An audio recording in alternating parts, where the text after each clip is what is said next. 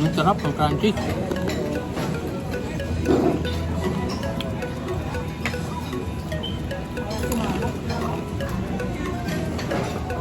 Fish fillet.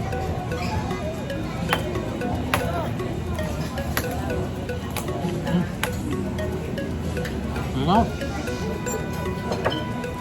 Pa natin yung fried chicken. Wala mo ng gravy.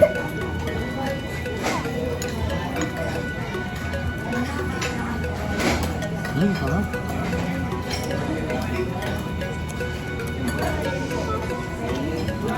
Malaki ng may gravy.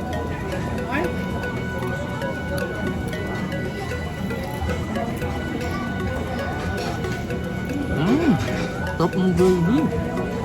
So, tikman naman natin ngayon yung kare-kare nila. Saka tong fried rice. Sarap.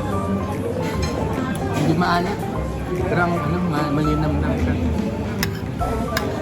Tapos yung kare-kare, ang lambot ng pork. Perfect.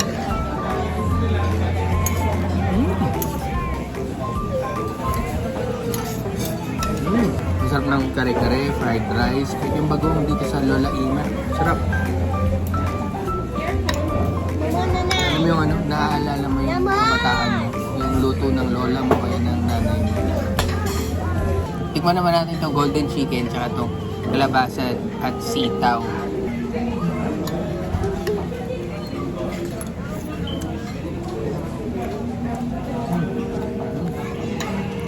Sakto lang.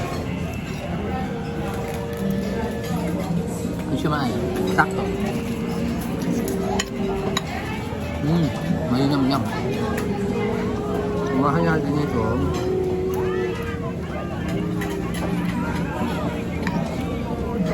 Golden chicken. Golden chicken, balat muna.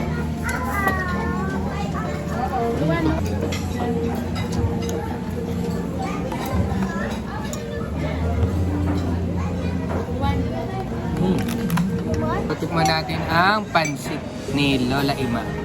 Siyempre, fish fillet ulit. Pero may na ganito na. May dressing na. Tikman natin. Tapos si nanay, halo-halo.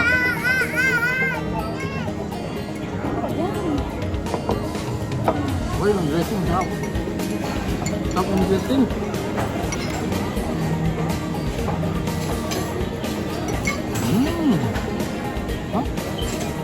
Breaks man natin ang pansit. Come on, pansit mo.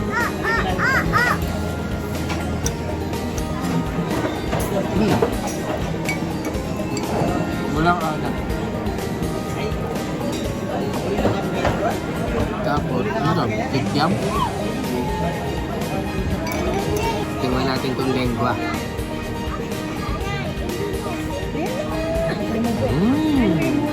Yan. Ang sarap yan. Dessert time. So, ito yung mga available doon. Aside sa halo-halo. Buwan muna natin itong maha. Nabidyo mo ba? Parang. Bak. Ang dami na nun. Laman, ikaw kuha ka na lang. Ang sarap. Sarap? Alin? Tikim nga. Sarap. Tama ka dyan, frame. Ang sarap. Ang sarap ng maha. Hindi tinipid. Ang rich sa creamy. Creamy yung maha.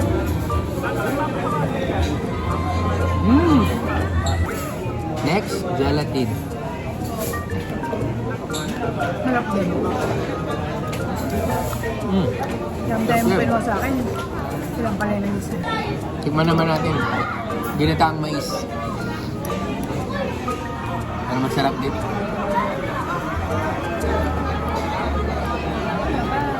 Tama lang naman. Tama yung tamis. Sarap. Ang sarap. Itong Lola Eve. Dito to sa may San Fernando, Pampanga. Malapit lang din sa sa exit ng Mexico, Pampanga. Madali lang tuntunin. Tapos ang lawak ng property niya. Meron din siyang coffee shop. Aside pa dito sa main restaurant niya. So as of November 2024, what we paid is 275 pesos per adult. And then kapag 7 years old, hanggang 7 years old na bata, eh half yung bayad. Yung mga infants wala pang bayad. Mga 2 and below wala pang bayad. So, maraming parking. Ang sarap. Masarap. Masarap talaga. Masarap. Babalikan. Babalikan.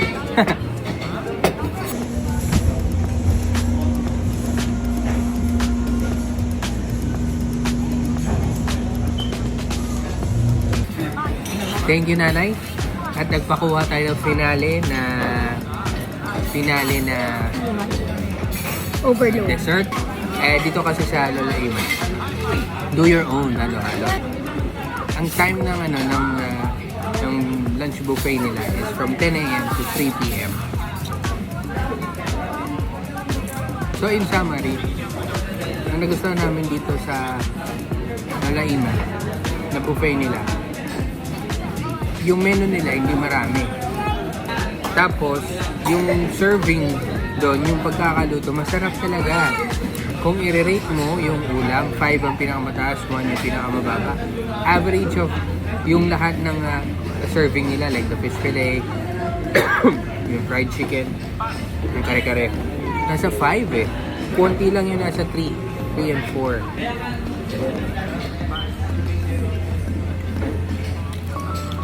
With the price, talaga talaga sulit na Filipino food, lutong bahay na masarap. Yun, so kung mabibisita kayo dito sa San Fernando, Pampanga, try nyo tong Lola Ima, masarap talaga. Yun lang, and for more videos like this, please like, share, follow, and hopefully we can see you soon again sa susunod pa namin mga videos. Bye!